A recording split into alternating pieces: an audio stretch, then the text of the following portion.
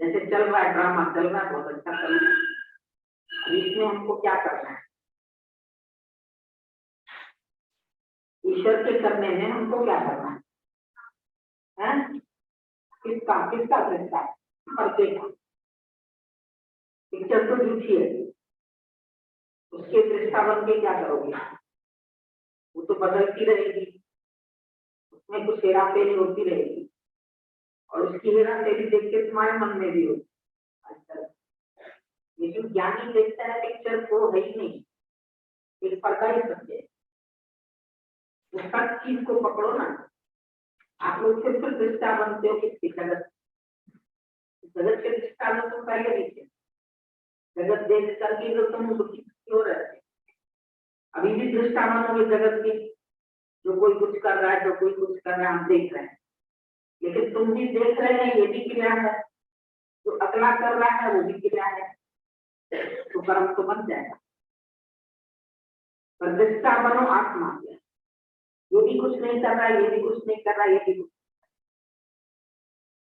दादा भगवान ने एक दिन बोला जिस दिन से मेरे अंदर में अकर्ता भाव का निश्चय आ गया, मैं कुछ नहीं करता हूँ, उस दिन से मेरे को लगता है कि सारी दुनिया स्ट्राइक पर है, कोई भी कुछ नहीं करता है।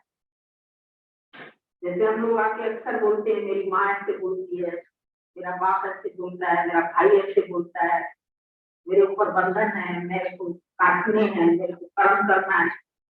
तो परम और अंतिम पुरुषार्थ ही यही है कि बी नथिंग हो,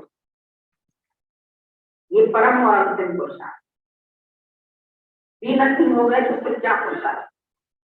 उसी बी नथिंग होने का ही तो भाव है ना। कोई समाधि में बैठता है, कोई ध्यान में बैठता है, कोई पूजा में बैठता है, तो उसमें भी वो ये सोच के बैठता है, मैं पूजा कर रहा हूँ, मेरे को इतनी देर मैंने ध्यान लगाया, 4 घंटा मैंने ध्यान लगाया, 4 घंटे हमने समाधि लगाई, उतने में भी मन बस नहीं होता है। जो मन है, तुम जब एकांत में बैठ के समाधि लगाते हैं, या तुम सोचते हैं हम भगवान से योग लगाएं, तो वो योग और समाधि कितनी देर के लिए लगती है मन से? कई लोग हमारे देश के विषय में बात करना चाहते हैं कि मेडिटेशन क्या है, ध्यान क्या है। तो सब लोग ध्यान करते हैं एक परमात्मा का या निराकार का, तो उन सब के अंदर एक भ्रम डाल दिया गया है कि यहाँ तो कोई बिंदु दिखाई, और जिस दिन वो तुमको मिल जाएगा, वो अचीवमेंट तुम्हारी हो जाएगी, उसके बाद तुमको कुछ करना नहीं। बात सच्ची है, जब तुम अचीव कर लोगे, अपने आप को ब्रह्म जान लोगे, उसके बाद तुमको कुछ भी करना हमारा है, शेष नहीं बचेगा। पर ध्यान लगे तब, ये एक सोचने की बात कि जब तक हमारा मन बाह्य जगत को सत्य मान लिया और बाह्य जगत से हमारे कनेक्शन है, जुड़ पड़े हम, तो उनके वाइब्रेशन मेरे पास जरूर है। रस्सी का एक छोर लेगा तो दूसरा ही लेगा। टेलीफोन तुम कहीं से करते हैं तो कहीं बचता है। तो इसी तरीके से जब तारें जुड़ी हुई है हमारे संसार से, अभी हम विरक्त नहीं है। ध्यान भी सच्चा जो है वो धूप के संग लगता है, समाधि भी धूप के संग लगता है। हम लोग ध्यान और समाधि को गलत नहीं बोलते, पर हम देखते हैं ढंग गलत है। जो ढंग है वो ऐसा अजीब है कि 4 बजे उठ गए, हरि ओम नमो नारायण बोलने लगे, ओम नमो शिवाय बोलने लगे, केवल ओम ओम ओम ओम बोलते, केवल ओम ओम ओम ओम बोले, इससे हमारा ध्यान लगता है। कोई भी गुरु यही मंत्र देते हैं, हम तो तब बता देते हैं लोगों को, लेकिन वो कान में फूक के देते। संत हुए गुरु को बोला जाता है, जो कान में फूक लगा के तुमको मंत्र देते, तुम्हें दीक्षा देते और दक्षिणा देते, दीक्षा और दक्षिणा काटते। लेकिन हमारे पास सबसे पहला काम जो गुरु करता है वो पहले तुम्हारा अंदर का सुधार, जो तुम्हारे अंतःकरण में जगत बना हुआ था, पहले जब तक उस जगत का नाश नहीं होगा तब तक तुम्हारा ध्यान सही नहीं है। जैसे गीता में भी भगवान ने बोला है कि तुम्हारा आसन ऊपरी हो और तुम्हारे नेत्र यहाँ पर इधर दृष्टि के अंदर तुम ध्यान लगाओ। गीता में भी ये बात है। और स्वच्छ वातावरण, स्वच्छ स्थान, चादर साफ, कपड़ा साफ, सब चीज साफ, वहां पर बैठ करके तुम जब ध्यान लगाते हो बेटा तो तुम्हारे से जगत की स्मृति, तो वहां बैठ तो गए, लेकिन गोला कुशा या मृतशाला पर बैठ के ध्यान लगाए, लेकिन बैठ गए और अंदर के कनेक्शन हमारे सारे जगत से जुड़े, तो वहां बैठ करके भी बल्कि एकांत में, शांत में वो विचार आके हमको और दबाते और भी आके हमको तंग करते, तो वो ध्यान हमारा लग नहीं पाता। कोशिश करते हैं उसमें हमारा मन टिके, कभी कभी थोड़ी देर के लिए क्षण कोई नहीं आया था, उस वक्त थोड़ा आनंद अनुभव होता, हम नहीं बोलते नहीं होता है। एकाग्रता में बैठोगे, एकांत में बैठोगे और इतना अच्छा मंत्र बोलोगे, ऐसा होगा, लेकिन वो होता है थोड़ी देर, फिर उसके बाद जब उठेगा, समाधि से उठे या ध्यान से उठे या किसी से भी जब उठे, उससे मेरे लिए ये सब करें, फिर मेरे को दफ्तर में भी जाना है, फिर मेरे को काम भी करना है, फिर मेरे को बच्चों को भी देखना है, फिर मेहमान आ गए हैं फिर उसका भी ध्यान रखना है, फिर बिजनेस भी करना है, तो गलती को खंडन करना है। मुझे थोड़ी देर के लिए हमारा मन एकाग्र भी हुआ, फिर ऐसी बाहर की कंपनी हमको मिलती है तो उसमें हमारा फिर सब मिलता है,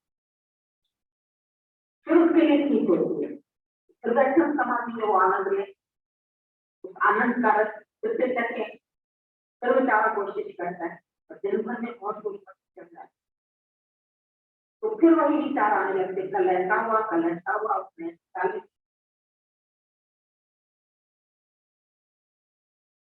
जितनी बादशाह अपने आप अब ये बादशाह छोड़ के गाय शरीर की गुलामी करके बचे। संत ने कहा राजा को, तो मेरे गुलाम का भी गुलाम है। राजा को पता होगा मैं शहंशाह हूँ, जो कहता मेरे गुलाम का भी गुलाम। बोला क्या मतलब तुम्हारा?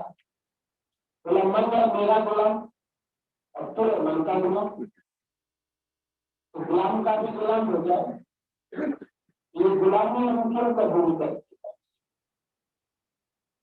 जब हम शहंशाह हैं होते हुए शहंशाह और वो छोड़ के मन के कहने पर चलते, मन दिखाता है यहाँ से पड़ेगा, यहाँ से पड़े, देख रहे हैं कि कोई औरों को नहीं मिला है तो हम काम करके जाए, हमको क्या मिलेगा? जब किसी को नहीं मिला तो हमको कौन सी चीज मिलता है? और मिल भी जाएगी तो क्या, कब तक? लोग मैल लतारी बनाते भाई, कितना दिन रहा, फ्लैट खरीदा बढ़िया, ये खरीदा वो खरीदा, 2 महीने बाद बन गए। अब सुना उसमें मुहूर्त भी किया, बीच में मैं लिया था, भाई खत्म हो गया। कितने दिन मिलता है किया, पुराने घर में तो बहुत साल गई, अभी नए घर में तो थोड़े महीने गई और उससे शांत। तो जो लेते भी अपनी सुख के लिए ले रहे हैं, मन से दृष्टि दिखती है। दृष्टि दिखती है। और मन कहाँ होता है, मन क्या होता है, उसको भी जानना बहुत जरूरी होता है। तो जिस मन में ही इतना उत्पाद मचा है, को जानना बहुत जरूरी है।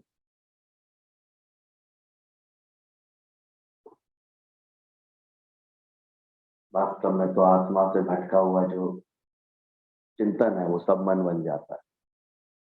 जो भी ख्याल है, जो भी विचार है, इसलिए फिर जब आत्मा की राह दिखाते हैं तो मन गायब हो जाता है, वरना मन बना रहता है। और ख्यालों का प्रोसेस है, मस्तिष्क दिया है भगवान ने,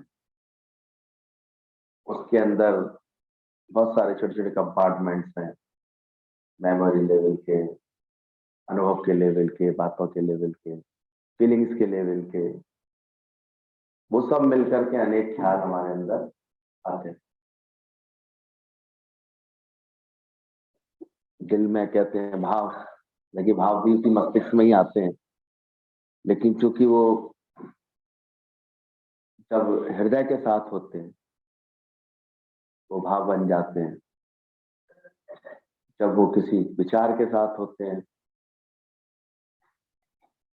तो फिर वो ख्याल बनते हैं, मन बनता है, फिर उनका झुंड हो जाता है तो मन बन जाता है।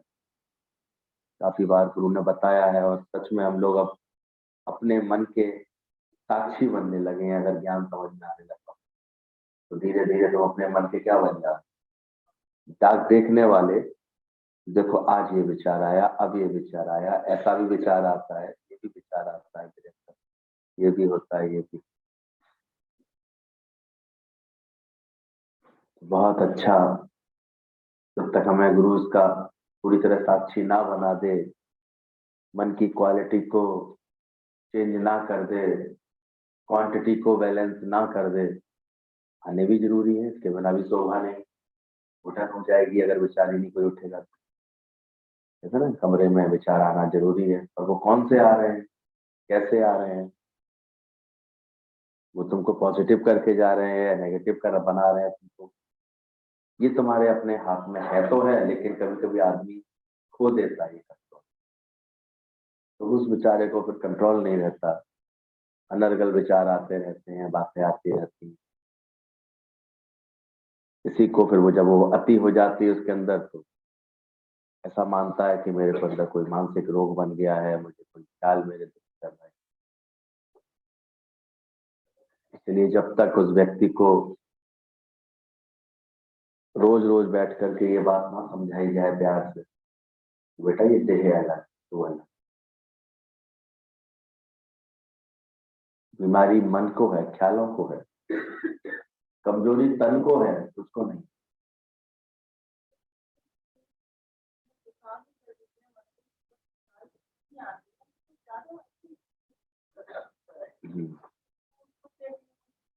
जबरदस्ती रोकने से नहीं रुकती ये चीज, ज्ञान समझ में आ जाए तो ये ऑटोमेटिक चीज होती है। इसको भी जानना पड़ता है, धीरे धीरे हमको अच्छे से समझना पड़ता है बात।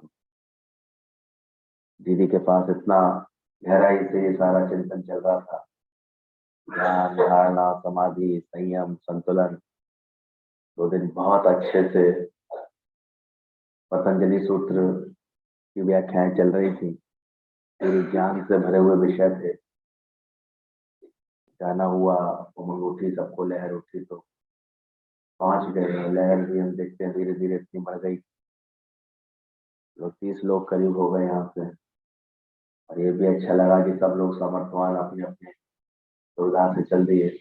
कोई ट्रेन से दौड़ा तो किसी ने गाड़ी कर ली, किसी अपने शहर ने अपने मिलकर के गाड़ी कर ली, आगरा से ये गाड़ी हो गई, राजस्थान से ये गाड़ी हो गई। अच्छा लगा मुझे, अपनी उमंग से निकलते हैं। सबने अपने सुखपूर्वक मौज में यात्रा की। साल में गुरु के दर पर जल्दी से जल्दी जाना शुरू से ही नियम रहा है, और होना भी चाहिए। पवित्र भूमि के वाइब्रेशंस लेके आना, गुरु की संगत मिलकर आना, जो भी गुरुजन है वहां पर संभालते हैं उनका आशीर्वाद लेके आना, तो बहुत ही सहज में और प्रेम से भरा हुआ, भाव मन से भरा हुआ सारा सत्संग का अभ्यास चला। बहुत अच्छा लग रहा था। कल दीदी ने तो विशेष रूप से समाधि को लेकर के बहुत अच्छी गाइडलाइन दी। एक समाधि रामकृष्ण की थी, एक पूर्णता को लेकर के समाधि होती है, एक अभ्यास हो रहा होता है समाधि का, लेकिन अभी पूर्ण स्थिति नहीं आई हुई होती है। उसका बड़ा अच्छा उन्होंने विवेचना करके बताया। ब्रह्मज्ञानी की तो सहज समाधि है। हमारे यहाँ भी गुरु ने बोला ये सत्संग ही तुम्हारा समाधि का स्थल है। यहाँ तुम आते हो, तुमको समाधि मिलती है। जिसका एक खुला अर्थ ये भी बताया कि धीरे धीरे प्राय आपके मन के सारे कुंठाओं का, सारी समस्याओं का, सारे प्रश्नों का समाधान हो जाता है। सारी विचार तुम्हारे सुलझ जाते हैं। उलझा हुआ स्वेटर, उलझे हुए ऊन, उलझे हुए बाल पसंद नहीं आते हैं। सुलझी हुई चीज होती है, सीधी सीधी होती है तो वो अच्छी लगती है। कभी कभी चीजें पतली पतली चीजें एक साथ रख दो तो उलझ जाती है। तो विचारों को भी गुरु हमारे सुलझा देता है। हमारे हर विचार तुम्हें क्लियर होने, तुम क्या कर रहे हो, क्यों कर रहे हो, क्या इसका तुम्हारा अभिप्राय, तुम क्लियर होना चाहिए। ये चीज ठीक नहीं रहेगी कि उसके कहने से कर लिया, उसने बोला था तो किया, हमने उसने कहा था तो किया ना, तो खुद पसंद। तो धीरे धीरे सत्संग ऐसा अंदर में एक संतुलन देता है जिसमें हम अपने विचारों को ठीक से समझ पाते हैं, पकड़ पाते हैं। तो वो बहुत अच्छी समझ मिल रही थी कैसे ठाकुर को, रामकृष्ण परमहंस को भी अपनी सहज समाधि उपलब्ध थी और उनके जीवन की ये बातें हम जानते हैं कि वो बहुत अच्छे से एक्सपेरिमेंट करके ज्ञान का अनुभव बनाते थे अपने जीवन में। श्रेष्ठ परमात्मा को प्राप्त करने की बुद्धि तो उनको शायद जन्म से ही प्राप्त थी। ये अवतारी होने के उनके जो है संकेत थे। हमेशा भगवान को कैसे पाया जाए इसी लगन में रहते थे। तो कहते थे कि रामकृष्ण परमहंस ने अनेक मान्यताओं के अनुसार सत्य को खोज की, सत्य की अपने अंदर खोज की। जब वो हनुमान जी से प्रेरित हुए तो कहते हैं महीनों पेड़ों पर रहे हनुमान की तरह, बंदर की तरह, कि आखिर इन्होंने राम को कैसे रिझाया होगा। उनकी इस तरह की चेष्टाओं के कारण उनको पागल बाबा भी कहा जाता था। अब उछल कूद पेड़ पर मचा रहे हैं या उन भावों में अपने राम को रिझा रहे हैं। कभी राधा बन करके नृत्य करते थे, झूमते थे, तो साड़ी पहन करके भी घूमने लगते थे, नथ पहन करके घूमने लगते थे। तो दुनिया वालों के लिए सब चीजें थोड़ी सी हास्यप्रद होती हैं, वो समझ नहीं पाते, लेकिन वो अपनी भक्ति में परवान चढ़ते थे। माँ काली की उनको अद्वितीय बहुत शक्ति थी, बहुत ऐसे भक्ति थी। भाव दशा में प्राय उनकी समाधि लग जाया करती थी। लेकिन यही प्यास उनको धीरे धीरे अद्वैत सांख्य योग की खोज में बढ़ाती जा रही थी। अंदर ही अंदर गुरुओं का साथ बराबर उनको मिलता रहता था। वो सत्य का अपना अनुभव बनाते जा रहे थे।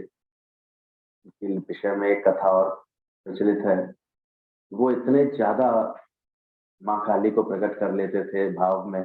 माँ काली उनको दर्शन देती थी, उनको वो भोग लगाते थे, सत्कार करते थे, पूजन करते थे। और सांख्य योग तो होता है किसी एक में ना अटके रह जाना। सांख्य योग के द्वारा तो गुरु रोज ही अभ्यास कराता है, चितवल देखूं उत्पल प्यारा, ना कोई वैरी मीत हमारा, सब में भगवान देखने का भाव होना चाहिए। तो कहते हैं अपने गुरु से जब उन्हें सही ज्ञान की प्रेरणा मिली तो एक दिन उन्हीं के चिंतन में ये बात आई और भाव समाधि में बैठ करके उन्होंने अचानक ही एक कांच का टुकड़ा लेकर के अपने ही मस्तक पे ऐसे प्रहार करके काटा। वास्तव में तो वो देवी माँ का विग्रह जो था, जो उनके अंतर मन में इतना गहराई से बस गया था, उसको काट रहे थे। और वो भाव अवस्था थी, समाधि में आ जाते थे। हालांकि ऐसी भाव अवस्था दुनिया दुनिया के लिए कोई विशेष कोई उपयोगी नहीं होती है। अब कोई अपनी भावना में रहा पड़ा है, बैठा पड़ा है, ऐसे डूबा पड़ा है, उससे क्या लाभ होगा? गुरु जी ने कितना सुंदर समझाया। एक ब्रह्म ज्ञानी को क्यों अवतार बोला गया? क्योंकि उतर के आता है, वो पहले उस रस को देखता है। ब्रह्म ज्ञानी ने बगीचे में गया, बगीचे को देखा, बगीचे में कैसा आनंद है, बगीचे में कितना सुख है।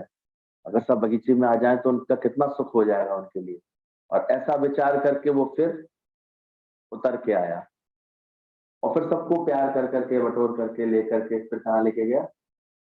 बगीचे में लेके गया। तो आज हम सब भाग्यशाली हैं जो ऐसे ही ब्रह्मज्ञानी दादा भगवान, कमला भगवान, आज भी गुरु लोग हैं, तो खुद तो आनंद में रहते ही रहते हैं, हम लोगों को भी खींच खींच करके उसी आनंद के दर्शन कराते हैं। बार बार अपने भीतर ही उस सच्चिदानंद स्वरूप को प्रकट करते हैं, उस आनंद को प्राप्त कराते हैं। तो रामकृष्ण ने भी फिर धीरे धीरे उस अद्वैत को पूरी तरह समझा। जब भी ध्यान में बैठते थे, बड़ी सहज समाधि उनको मिल जाया करती थी। तो कहते हैं जब विवेकानंद उनके पास आया तो विवेकानंद को भी ध्यान में बैठना बहुत अच्छा लगता। उसकी बुद्धि बड़ी सात्विक थी। तो ये बहुत विशेष कृपा होती है जब भगवान की, जब बुद्धि ऐसी सात्विक होती है तो चित्त हमारा जल्दी भगवान के ध्यान में, लगन में लगता है। वरना तो आप देखो जगत में कितनी वृत्तियां भटकती रहती। 2 मिनट के लिए आंखें बंद करो ना, इतना दुनिया और दिखाई देती है। जब माला कर में फिरे और जीव फिरे मुख माए, पर मनुआ जय देश फिरे, जय देश फिरे। 10 दिशाओं में ये मन हमारा विचरण करता रहता है, भटकता रहता है। ये तो सिमरन ना है, ये सिमरन नहीं होता है।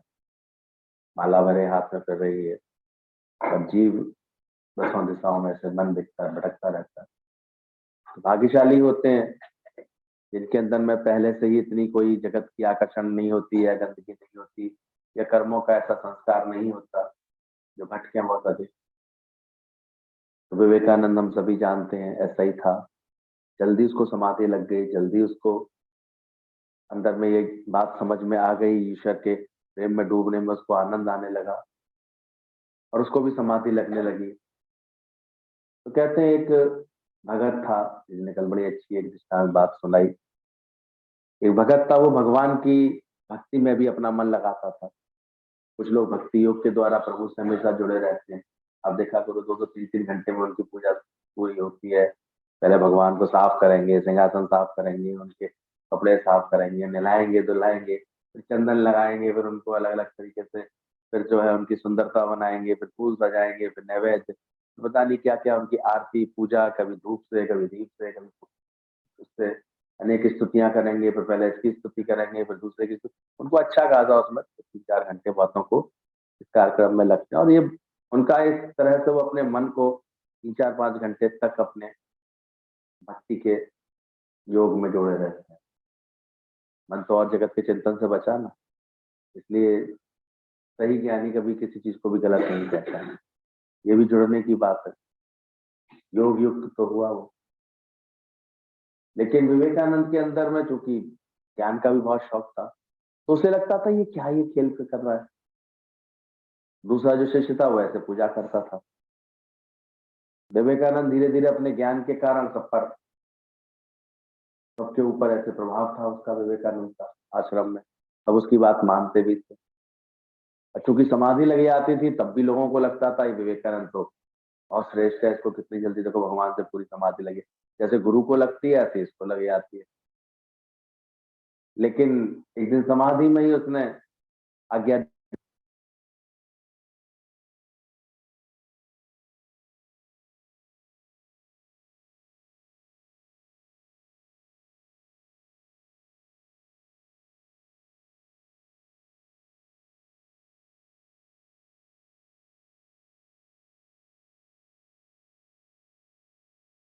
बोला, वो भी बेचारा सरल था, कहता ठीक है अगर आज्ञा दे रहे हैं तो ऐसा ही थी।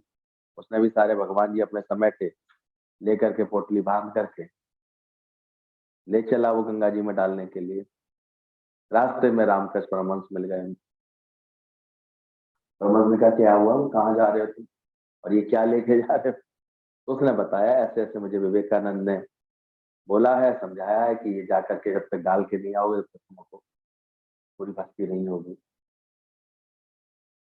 तो ठाकुर ने, रामकृष्ण परमहंस ने उसको रोका, बोले नहीं, लेकर के आए उसको दोबारा और फिर आकर के विवेकानंद को लौटा, बोले ये है तेरी समाधि, समाधि में ऐसे विध्वंसकारी कार्य किए जाते हैं क्या? समाधि में ऐसे गलत प्रेरणाएं आती हैं क्या?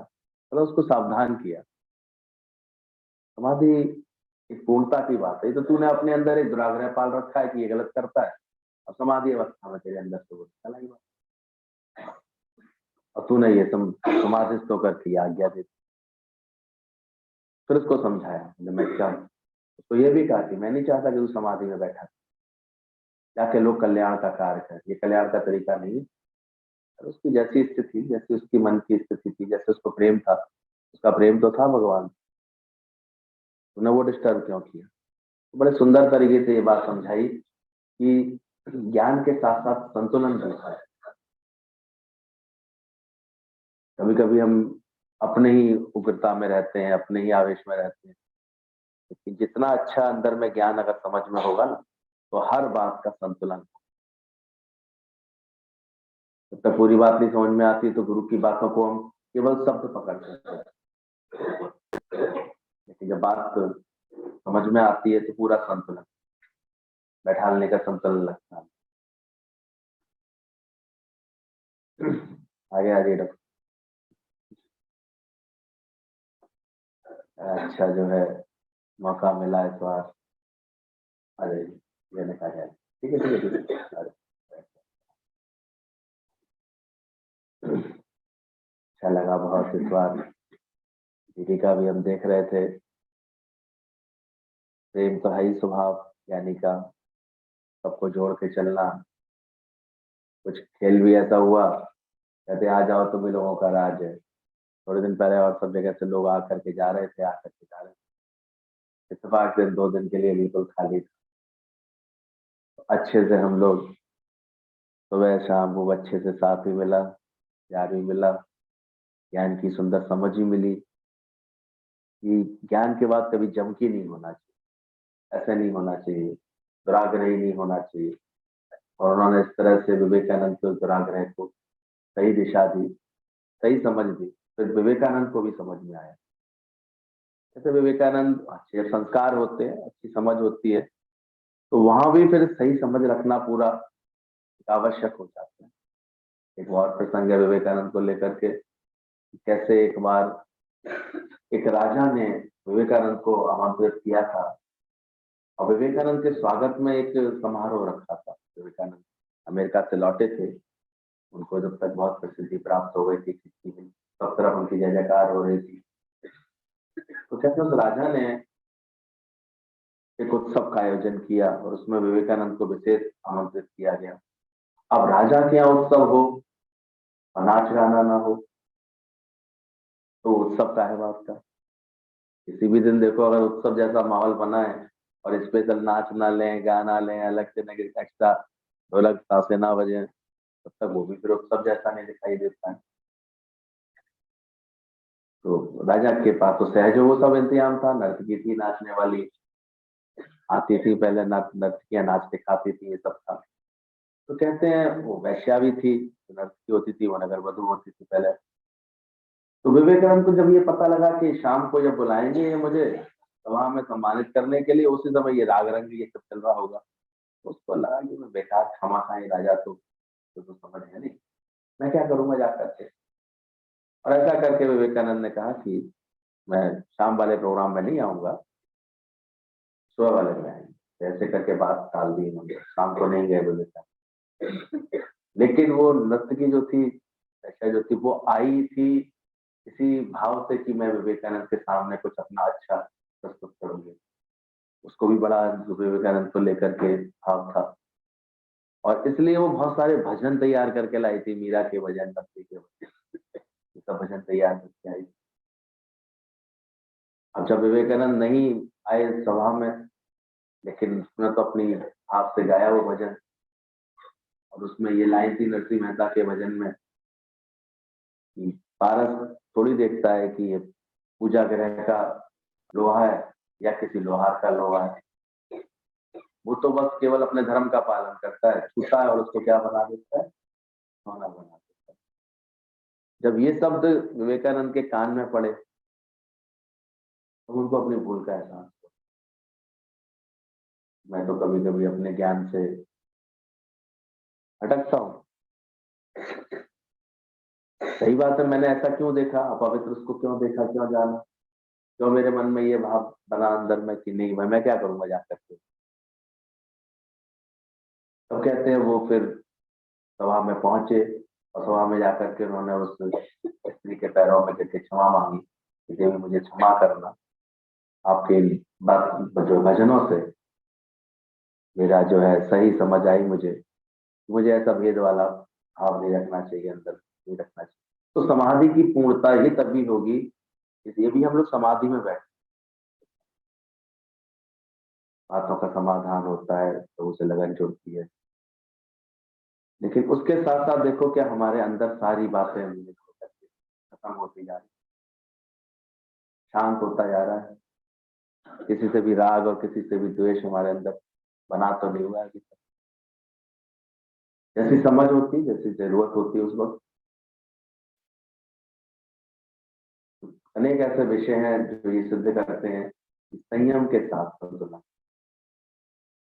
संयम जीवन का बहुत अच्छा आभूषण है, होना चाहिए। यम नियम संयम आसन प्राणायाम प्रत्याहार ये सब अष्टांग योग पतंजलि ने बताए हैं, लेकिन संयम एक संतुलन के साथ, सही समझ के साथ, नहीं तो उसने कैसे भाव में आकर के इसको सारे मंदिर की उचारे की सबरे भगवान जियों को गंगा जी में डालने का है,